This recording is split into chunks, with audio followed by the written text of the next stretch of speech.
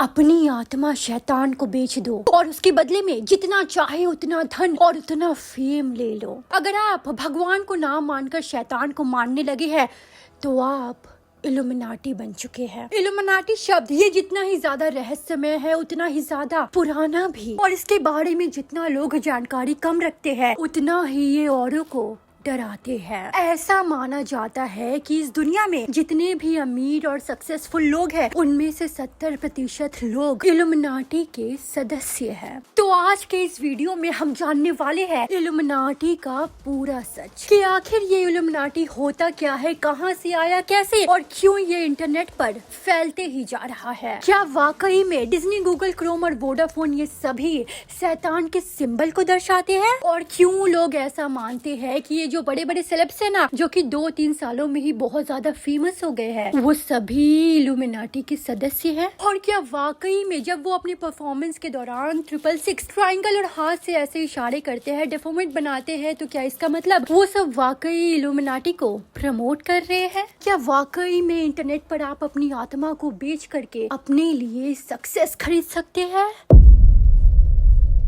तो देखिए, अगर आपने बाइबल पढ़ी होगी या कुरान शरीफ पढ़ी होगी, गुरु ग्रंथ साहिब पढ़ी होगी या फिर गीता पढ़ी होगी, तो आपको ये तो पता होगा कि भगवान और शैतान दोनों ही होते हैं। भगवान ऑब्वियसली अच्छे तो वहीं शैतान बुरे होते हैं। आपको बता दे कि यूरोप में एक सीक्रेट सोसाइटी बनी थी सन 1700 में, जिसे आप 7th सेंचुरी बोल सकते हैं, जिस सोसाइटी का नाम था द ऑर्डर ऑफ इल्यूमिनाटी। इस सोसाइटी के ग्रुप में कुछ लोग थे जो कि शैतान की पूजा किया करते थे, और इनका ये मानना था कि अगर आप अपनी आत्मा को शैतान को बेच देते हैं तो आपको जिंदगी में हर एक कामयाबी मिल जाएगी और आपको आगे बढ़ने से कोई भी रोक नहीं सकता। अब ये सुनने में तो काफी ज्यादा फैसिनेटिंग लग रहा है ना? ऐसा सुनकर तो कोई भी दूसरा बंदा सोचेगा, एक ना एक बार ऐसा तो बोलेगा ही कि अरे वाह, चलो क्यों ना अपनी आत्मा हम शैतान को बेच देते हैं और बदले में तो हमें वो सब चीजें मिल ही जाएंगी जिसके लिए हर एक आदमी सपने सजौता है। जिंदगी भर बस लड़ते ही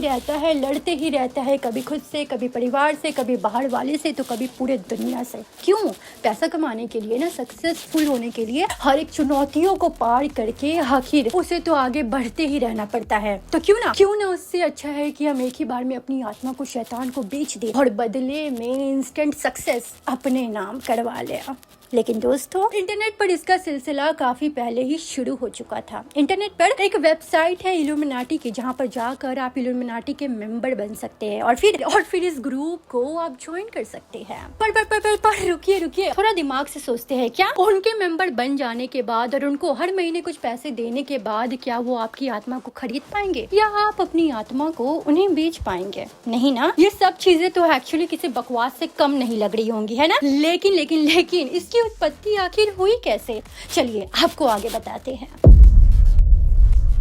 तो देखिए, इस किस्से की शुरुआत होती है साल 1748 में, जब मध्य यूरोप में एक राज्य हुआ करता था बावरिया के इंग्लोस्टार नाम के एक शहर में जन्म हुआ था एडम वाइसटहाफ्ट का। वैसे तो वाइसटहाफ्ट के पूर्वज यहूदी थे, लेकिन बाद में उन्होंने ईसाई धर्म को अपना लिया था। एडम वाइसटहाफ्ट को धार्मिक कानून में बहुत ही रुचि थी, इसलिए वो बड़े होकर इंग्लिश स्टार यूनिवर्सिटी में धार्मिक कानून के प्रोफेसर बन गए थे। वाइसटहाफ्ट के सामने एक दिक्कत थी, और वो दिक्कत ये थी कि वो खुद पादरी नहीं थे, जबकि यूनिवर्सिटी का प्रशासन पादरियों से ही चलता था। एंड वो भी कोई आम पादरी नहीं, बल्कि ये सभी रोमन कैथोलिक चर्च के विशेष संप्रदाय जेसुइट्स का हिस्सा हुआ करते थे। जेसुइट्स ऑर्डर की स्थापना 1600 सदी में हुई थी, और उनका काम होता था दुनिया भर में ईसाई धर्म का प्रचार करना। बहरहाल, हम किस्से में आगे बढ़ते हैं तो 18वीं सदी के मध्य में जेसुइट्स ऑर्डर के तारे गर्दिश में चल रहे थे, कारण यूरोप के देशों में दरअसल जहाँ कॉलोनीज होती थी वहाँ सारा काम केवल शोषण और गुलामी से ही चलता था, और गुलामों को बुरी हालत में रखा जाता था। जेसुइट्स गुलामों के खिलाफ तो नहीं थे, लेकिन गुलामों के साथ बेहतर बर्ताव की वो वकालत किया करते थे। ये यूरोपियन साम्राज्य के हितों के खिलाफ था, इसीलिए जेसुइट्स के पादरियों के ऊपर लगाम लगाने के लिए उन पर प्रतिबंध लगा दिए गए। और अब जेसुइट्स खतरे में थे, इसलिए उन सभी को शक की नजर से देखते थे जो उनके ऑर्डर का हिस्सा नहीं थे। एडम वाइसटहाफ्ट भी जेसुइट्स का हिस्सा नहीं थे, इसलिए उनको भी दबाने की कोशिश हुई थी, और जिसके बाद इस बात से चिढ़ करके वाइसटहाफ्ट ने ऐसे दूसरे संगठनों की खोज शुरू कर दी जहां पर उनके विचारों को आजादी मिले। वाइसथाप्ट धार्मिक और कानूनों के तौर तरीकों में बदलाव चाहते थे। उनका मानना था कि धर्म को विज्ञान के साथ साथ चलना चाहिए और इन विचारों को बढ़ावा देने के लिए उन्हें साथी चाहिए थे। इसीलिए उन्होंने फ्री मिशनरीज नाम के एक समुदाय जोड़ने की कोशिश की।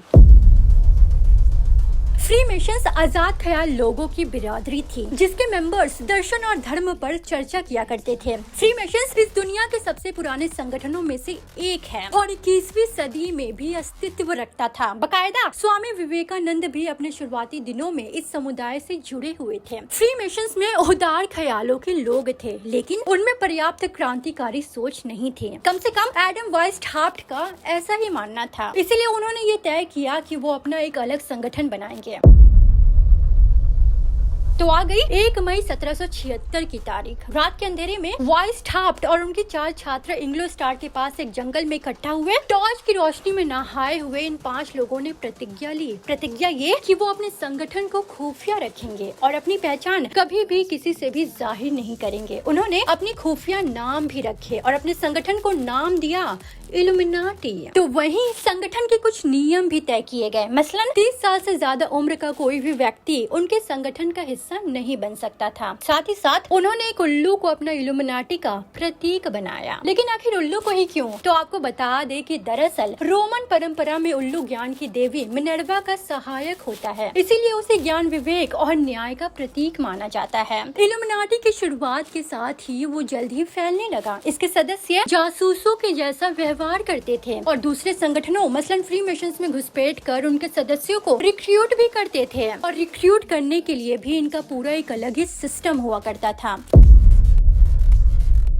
बहरहाल अगर हम बात करें कि आखिर ये इल्यूमिनाटी करते क्या है, तो जैसे कि हमने आपको पहले ही बताया कि वो लोग उदारवादी हुआ करते थे जिन्हें अंग्रेजी भाषा में लिबरल कहा जाता है। ये सत्ता में सुधार के हिमायती हुआ करते थे और चाहते थे कि लोग धार्मिक किताबों की जगह में तर्क संगत विचारों को प्राथमिकता दे। मोटा माटी कहा जाए तो ये समाज में परिवर्तन लाना चाहते थे। लेकिन क्या ये ऐसा कर पाए? जवाब है नहीं। शुरुआत में तो इल्यूमिनाटी को सफलता मिली। कुछ ही सालों में इनके सदस्यों की संख्या 5 से बढ़कर 2500 हो गई और फिर साल 1777 इल्यूमिनाटी के लिए एक बहुत ही अच्छा साल रहा। क्यों? क्योंकि उस साल चार्ल्स ट्यूडर बावरिया के राजा बने, जो खुद उदारवाद के बहुत ही बड़े समर्थक थे। उन्होंने परिवर्तन की कोशिश की, लेकिन जल्द ही बावरिया के रईस उनके खिलाफ हो गए। लिहाजा चार्ल्स ट्यूडर को पीछे हटना पड़ा और इसी के साथ ही इल्यूमिनाटी की उल्टी गिनती भी शुरू हो गई।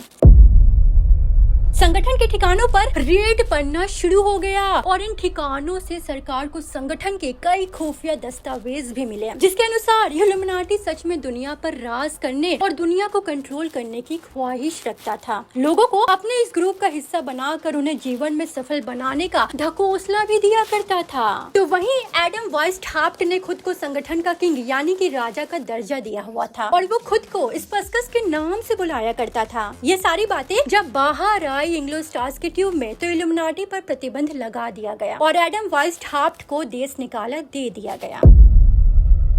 माना ये जाता है कि इसके बाद इल्यूमिनाटी पूरे तरीके से खत्म हो गया। हालांकि सब ऐसा नहीं मानते और कई लोग ये मानते हैं कि ये सब होने के बाद भी इल्यूमिनाटी कायम रहे और साल 1797 में बावरिया के सम्मानित व्यक्ति जॉन रॉबिन्सन ने इल्यूमिनाटी पर एक रिपोर्ट लिखी और उनके अनुसार इल्यूमिनाटी के सदस्य फ्रीमेशंस और जैकोबिन्स से जा मिले थे और यहाँ पर भी उन्होंने अपने विचारों की घुसपैठ करा दी। जैकोबिन के साथ नाम जोड़ने के कारण इल्यूमिनाटी का नाम भी जिंदा रहा, क्योंकि जैकोबिन्स फ्रांस का एक राजनीतिक क्लब था जिसने फ्रेंच क्रांति को अंजाम देने में एक बहुत ही महत्वपूर्ण भूमिका निभाई थी। और फिर यहाँ से इल्यूमिनाटी का नाम एक मिथक बन गया था, क्योंकि ऐसा माना जाने लगा कि जो संगठन फ्रांस जैसे ताकतवर साम्राज्य में क्रांति करवा सकता है तो वो बाकी जगहों में भी ऐसा करवा ही सकता है। साल 1797 में इल्यूमिनाटी का भूत अमेरिका भी पहुंच गया और जिसके बाद अमेरिका के राष्ट्रपति जॉर्ज वॉशिंगटन ने चिट्ठी में खतरे का जिक्र किया। यहाँ तक कि अमेरिका के तीसरे राष्ट्रपति थॉमस जेफरसन पर इल्यूमिनाटी का भी सदस्य होने का आरोप भी लगा। पर इल्यूमिनाटी की कहानी यहीं पर खत्म नहीं हुई। 21वीं सदी में भी कई लोग हैं जो ये मानते हैं कि इल्यूमिनाटी आज भी जिंदा है और इसके ताकतवर सदस्य पर्दे के पीछे से दुनिया को कंट्रोल करते हैं। तो वहीं हम कहेंगे कि इल्यूमिनाटी बस एक मिथक है जो कि 18वीं सदी के छोटे से संगठन का एक नाम हुआ करता था। लेकिन फिर भी हमारे ऐसा कहने से क्या ही फर्क पड़ता है। स्टिल हम तो यही बोलेंगे कि आप कभी भी इन सभी चक्रों में ना पड़े, और साथ ही साथ ये भी बता दे कि जो जो इनके चक्रों में पड़े हैं, रिपोर्ट्स के अनुसार ठीक उसी वक्त में उनके परिवार के किसी न किसी करीबी की मृत्यु भी हुई है। अगर यकीन नहीं आता तो आप खुद से गूगल खोलिए और उस पर सर्च करके देखिए, आपको ऐसे हजारों ही रिपोर्ट्स और हजारों ही प्रूफ्स मिल जाएंगे। तब तक के लिए इस किस्से को आज हम यहीं पर विराम देते हैं। अगर ये वीडियो आपको अच्छी लगी हो तो प्लीज इस वीडियो को लाइक कर हमारे चैनल को सब्सक्राइब जरूर कर दीजिएगा। Thank you.